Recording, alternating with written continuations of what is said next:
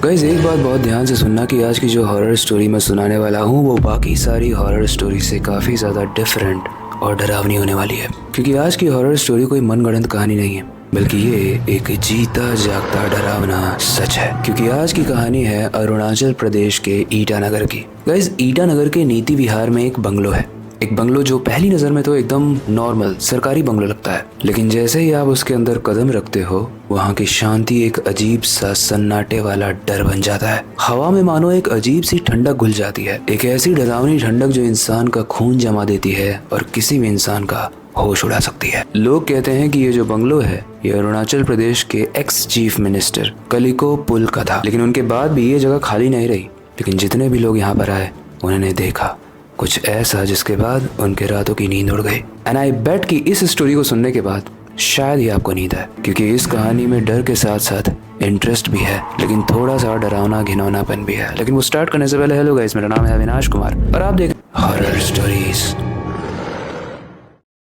Guys ये डरावनी कहानी लिंक होती है हमारे कहानी के कैरेक्टर अंकित से। अंकित पेशे से एक इंजीनियर था और वो बहुत लॉजिकली सोचता था। वो सुपरस्टिशन में बिलीव नहीं करता था। उसे ये सारी ही चीजें भूत प्रेत वाली मनगढ़ंत लगती थी। अब हुआ ये था कि इस बंगले में एक दूसरे वीआईपी को शिफ्ट होना था, तो वो एक ऐसे इंसान को ढूंढना चाह रहा था जो ऐसी भूतिया जगहों पर जाने से डरे ना, और इस जगह का इंस्पेक्शन करके इसकी रिपोर्ट उनके फैमिली मेंबर्स को दे दे, ताकि वो वीआईपी वाला बंदा उस रिपोर्ट को पढ़ के संतुष्ट हो पाए कि इस बंगले में कुछ नहीं होता, जैसा लोग इसके बारे में बात करते हैं।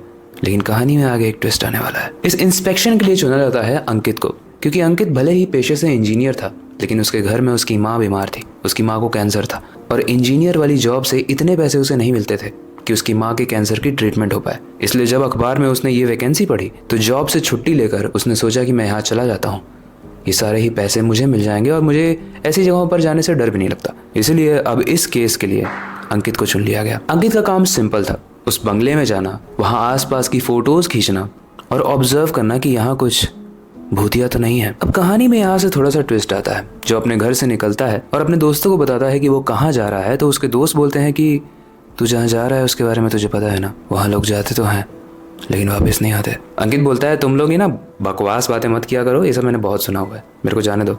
ऐसे में उसका दोस्त बस मुस्कुराता है और बोलता है कि जा भाई, मेरा क्या है, बस तू वापस आ जाना। अंकित थोड़ा तो डरा ये सब सुनने के बाद, लेकिन उसको खुद पर विश्वास था, क्योंकि उसने बचपन से ऐसी बहुत सारी हॉरर स्टोरीज सुनी हुई थी और हर स्टोरी में जो हीरो बेवकूफ़ी करता है वैसी कोई भी बेवकूफ़ी अंकित ने डिसाइड किया था कि वो नहीं करेगा। इसीलिए वो अपना बैग पैक करता है। अपने बैग में वो टॉर्च रखता है, कैमरा रखता है और वो सारी ही चीज़ें रखता है जो इंस्पेक्शन के लिए ज़रूरी थी। आज दोपहर को अंकित की कोलकाता से फ्लाइट होती है अरुणाचल प्रदेश की, और फ्लाइट से उतर कर होटल आने में लगभग रात के 9 से 10 बज जाते हैं। अंकित को ये जो इंस्पेक्शन करना था वो इसी रात को करना था। थका हारा अंकित सोता भी नहीं है, बस हाथ मुँह धो के अपने आप को रेडी करता है, अपना बैग पैक करता है और निकल जाता है उस बंगले की तरफ। जब वो अपने होटल से बाहर निकलकर ऑटो वाले को रोक रहा था, और जब ऑटो वाला पूछता है कि भैया आपको कहाँ जाना है, तो अंकित बस एक ही चीज बोलता है, मुझे ये जो कलिको पुल वाला बंगलो है ना, वहाँ चलना है। ये सुनते ही मानो ऑटो रिक्शा में रॉकेट लग जाती है, वो भाग जाता है, कोई नहीं रुकता है उसके लिए। अब उसी कलिको पुल के आधे किलोमीटर दूर एक कैफे था, तो अंकित दिमाग चलाता है और नेक्स्ट ऑटो रिक्शा जब आता है तो वो बोलता है भैया मुझे एक कैफे जाना है। अब इस झूठ की वजह से वो ऑटो रिक्शा वाला उसको बैठा लेता है। अंकित अब ऑटो रिक्शा में बैठता है, वहां से चलता है और कैफे के सामने उतर जाता है।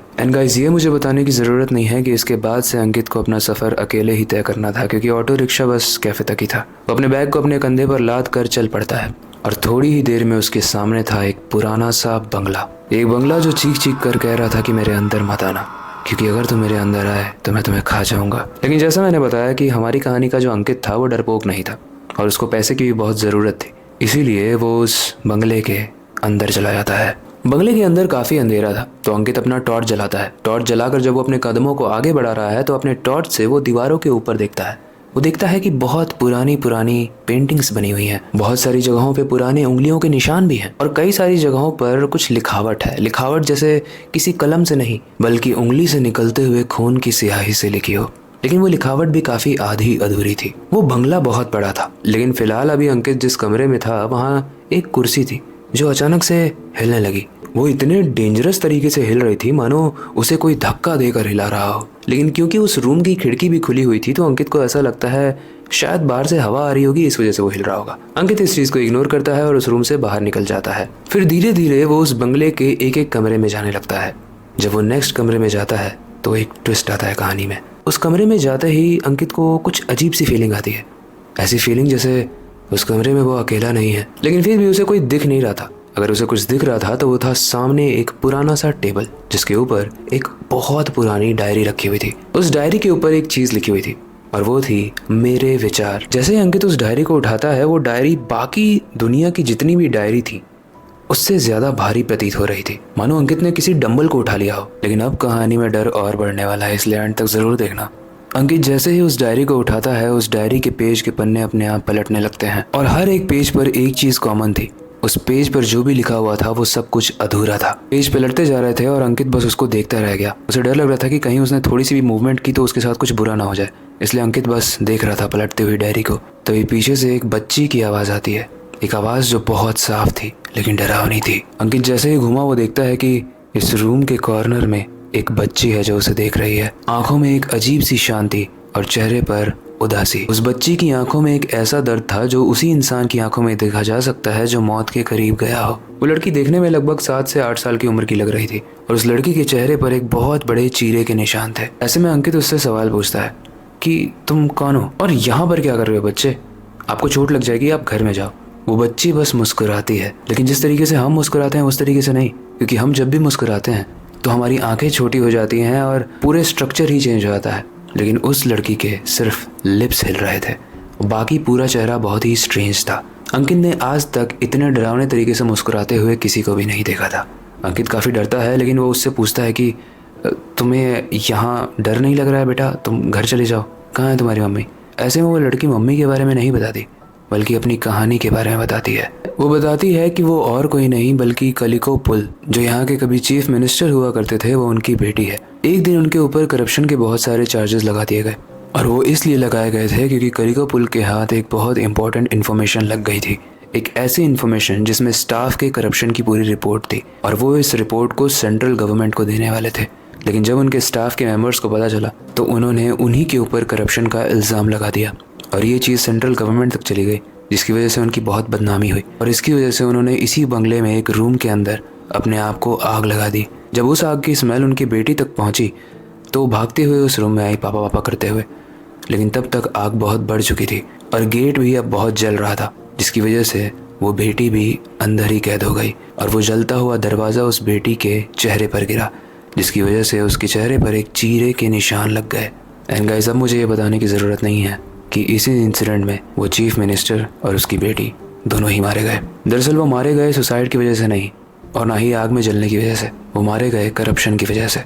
और ऐसा माना जाता है कि आज भी उस घर में ये 2 आत्माएं चीख चीख कर अपना इंसाफ मांगती हैं। इस फाइल को दबा दिया गया उसी तरीके से जिस तरीके से हमारे देश में बाकी करप्शन के फाइल को हमेशा के लिए बंद किया जाता है। बंद किया जाता है पैसों के बेसिस पे, बंद किया जाता है पावर के बेसिस पे और कभी कभी तो सिर्फ सिस्टम की मार की वजह से बंद कर दिया जाता है क्योंकि एविडेंस नहीं मिलता है।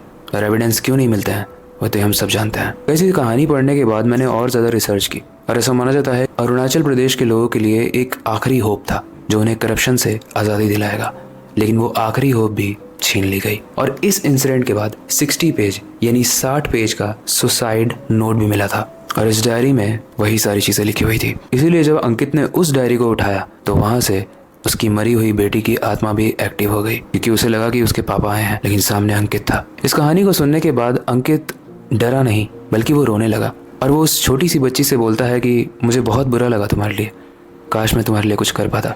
अंकित उस छोटी सी लड़की का गाल पकड़ के उसको प्यार करने की कोशिश करता है, लेकिन जैसे ही वो उसको छूने की कोशिश करता है उसका हाथ आर पार हो जाता है और वो लड़की वहाँ से गायब हो जाती है। इस चीज़ के बाद अंकित बहुत इमोशनल था। उसे नहीं समझ में आ रहा था कि लोग यहाँ पर डरते क्यों हैं। यहाँ पर तो जो हुआ है उसको इंसाफ दिलाने की ज़रूरत है। ऐसा माना जाता है गाइस कि अंकित ने भी इस स्टोरी को आउट करने की बहुत कोशिश की, लेकिन एट द एंड वो भी मारा गया। लेकिन उसे किसी भूत ने नहीं मारा बल्कि उसी बंगले का इंस्पेक्शन करने के लिए उसे वापस भेजा गया और उसे वहीं पर मार दिया गया पॉलिटिशियंस द्वारा। ये कहानी डरावनी कहानी होने के साथ साथ हमें करप्शन की कहानी भी सुनाती है और हमें दर्द की कहानी भी सुनाती है। ये कहानी हमें सच्चाई का एक आईना दिखाती है जो सिर्फ सदियों पहले की सच्चाई नहीं बल्कि आज की भी सच्चाई है। अंकित ने अपनी पहली रिपोर्ट तो भेज दी थी, लेकिन दूसरी रिपोर्ट वो कभी नहीं भेज पाया। और सिर्फ अंकित ही नहीं, ऐसे बहुत सारे न्यूज़ रिपोर्टर हैं, ऐसे बहुत सारे अदर प्रोफेशन में लोग हैं जो कभी ना कभी सच्चाई को सामने लाने की कोशिश करते हैं, लेकिन कभी ला नहीं पाते हैं। मुझे नाम लेने की ज़रूरत नहीं है, ऐसे बहुत सारे रिपोर्टर्स हैं जिनके बारे में आप सर्च कर सकते हो। फिलहाल के लिए ये स्टोरी को ज़्यादा एक्सटेंड नहीं करते हैं, इस स्टोरी को यहीं पर एंड करते हैं।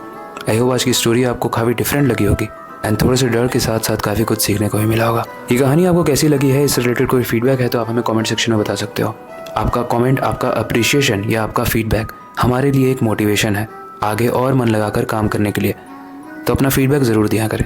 बाकी ऐसे इंटरेस्टिंग वीडियोस के लिए आप मेक श्योर करना कि आने वाले एपिसोड्स को आप मिस ना करें। फिलहाल के लिए वक्त आ चुका है हमेशा की तरह इस वीडियो को एंड करने का और नई सुपर इंटरेस्टिंग और डरावनी वीडियो पर काम शुरू करने का। लेकिन जाने से पहले मैं हमेशा की तरह एक ही चीज़ कहना चाहूँगा, अपनी क्यूरियोसिटी को डाई मत होने देना, नई चीज़ें सीखते रहना।